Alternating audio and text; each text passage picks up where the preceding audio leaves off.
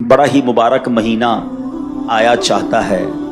आपको पता है कि एक ऐसे 10 दिन जिसके बारे में नबी पाक अलैहिस्सलाम फरमाते हैं कि अशराए ज़ुल्हिज्जा में, यानी पहली ज़ुल्हिज्जा से 10 ज़ुल्हिज्जा, ये 10 दिन जो हैं, एक नेकी का सवाब 700 गुना से भी ज्यादा दिया जाता है। चूंकि मैं आज कुछ कुर्बानी के मौजू पर आपसे बात करूंगा, कुरान और हदीस की रोशनी में वो मैं अर्ज करूंगा।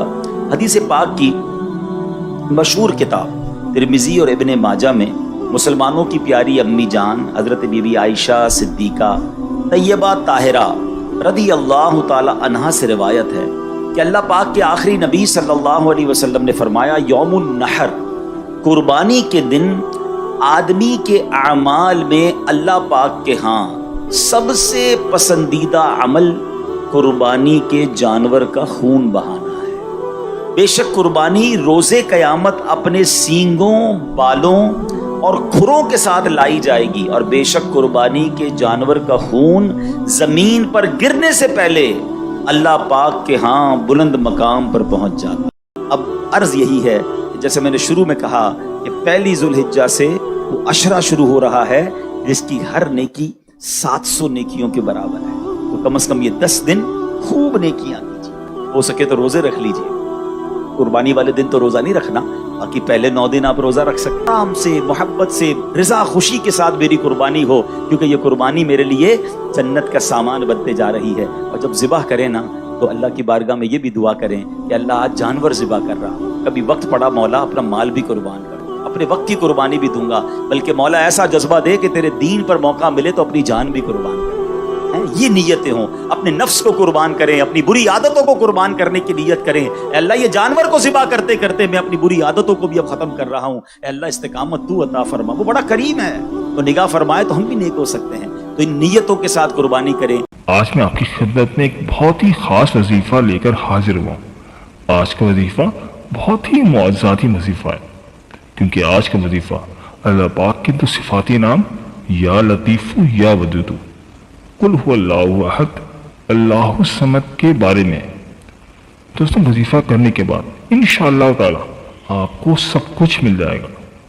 दोस्तों, यकीन करें, ये वजीफ़ा इतना आसान है कि इसे कोई भी शख्स कर सकता है, क्योंकि ये सूरह इखलास का वजीफ़ा है, जो कि हर एक मुसलमान बहन भाई को याद ही होती है। कुरान करीम की मुख्तसर सूरतों में से एक है।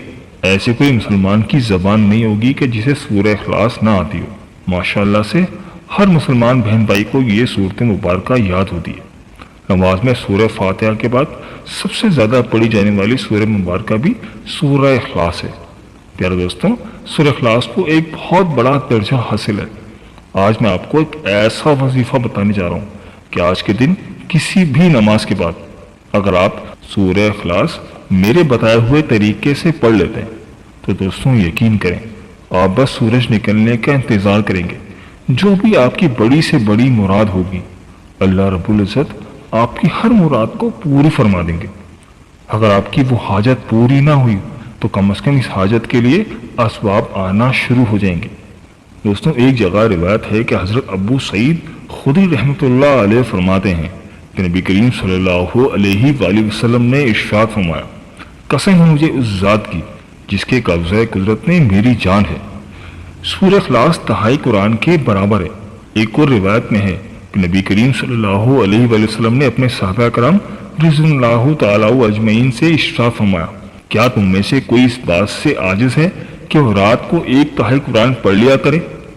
तो सहाबा कराम को ये बात बड़ी मुश्किल लगी। उन्होंने अर्ज़ किया कि या रसूलुल्लाह सल्लल्लाहु अलैहि वसल्लम, हम में से कौन इसकी ताकत रख सकता है? तो आप सल्लल्लाहु अलैहि वसल्लम ने इरशाद फरमाया, कुल हुवल्लाहु अहद तिहाई कुरान के बराबर है। सूरह इखलास में अल्लाह ताला ने अपने सिर्फ बेनियाजी का जिक्र फरमाया और अपने बंदों को बतलाया, अल्लाह समद ज़ात है।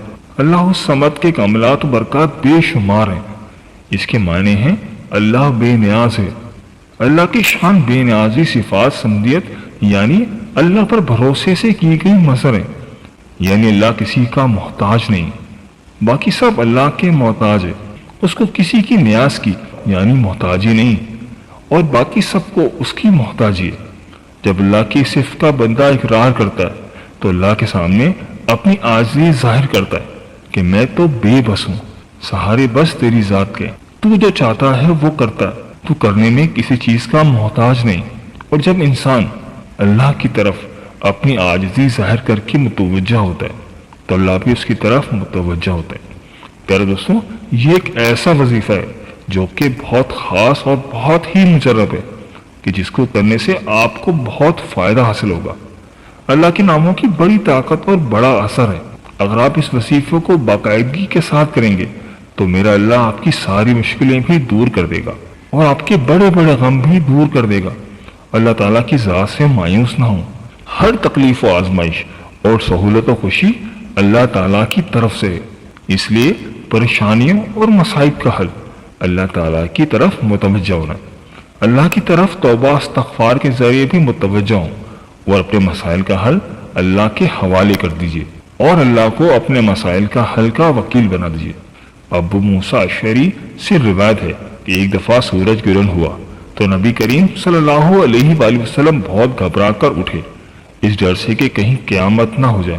تو آپ صلی اللہ علیہ وآلہ وسلم نے مسجد میں آ کر بہت ہی لمبا قیام، لمبا رکوع اور لمبے سجدوں کے ساتھ نماز پڑھی۔ میں نے کبھی آپ صلی اللہ علیہ وآلہ وسلم کو اس طرح کرتے نہیں دیکھا۔ آپ صلی اللہ علیہ وآلہ وسلم نے نماز پڑھنے کے بعد فرمایا کہ نشانیاں جنہیں اللہ تعالیٰ بھیجتا ہے یہ کسی کی موت و حیات کی وجہ سے نہیں آتی، بلکہ اللہ تعالیٰ ان کے ذریعے اپنے بندوں کو ڈراتا ہے۔ اس لیے جب تم اس طرح کی کوئی چیز دیکھو تو فوراً اللہ تعالیٰ کا ذکر اور استغفار کی تسبیح کرنا شروع کر دو۔ پیارے دوستوں، آج کی اس ویڈیو میں ہم آپ کو سورہ اخلاص اور اللہ پاک کے 2 صفاتی ناموں کا ایسا وظیفہ بتانے جا رہے ہیں کہ جن کو آپ اپنی مختلف حاجات کے لیے مختلف طریقوں سے کر سکتے ہیں۔ یاد رہے کہ اللہ کے اس نام کی بڑی برکات ہیں اور اس کے بہت سے خواص ہیں جو کہ اکابرین نے بیان فرمائے۔